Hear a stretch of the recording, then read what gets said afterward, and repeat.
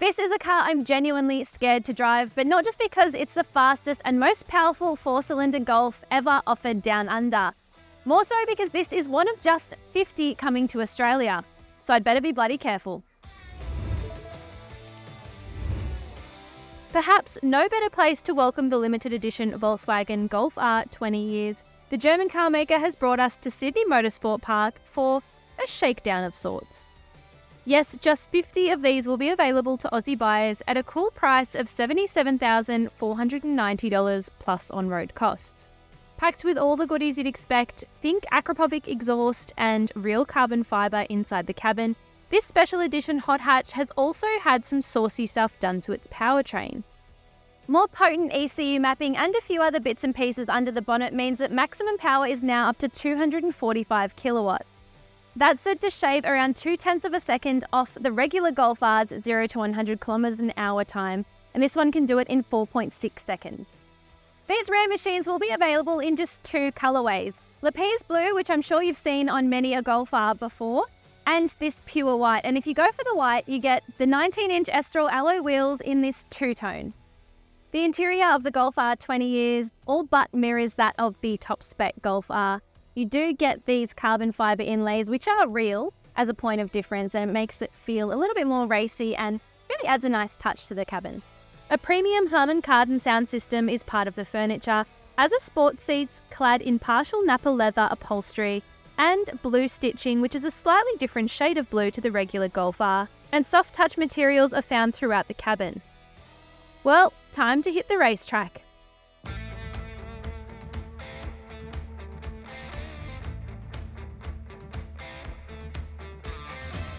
I know I said I was going to take it pretty easy and be careful in this car, but it's just way too easy to drive fast and be really a bit of a hoon-in. It's taken what is already a phenomenal hot hatch in the Golf R and turned it up ever so slightly. And honestly, it's probably not going to be that noticeable to a lot of people. It's an extra 10 kilowatts and 20 newton meters, but it's more so the feeling that you get. So they've made the throttle a bit more responsive.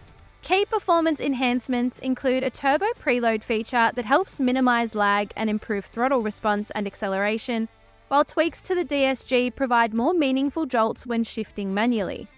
It does get a stock standard titanium exhaust, which you don't get on the regular Golf R, so it sounds a lot better, and I don't know if you can hear it through the camera, but to give you a bit of a listen to it,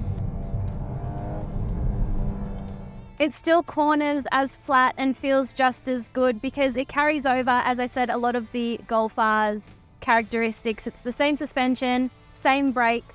You can just pop down to the shops and mosey around town, pop it into comfort mode, and it's a lot more sedate. It really is sort of an all-rounder, like it's sort of meant to be.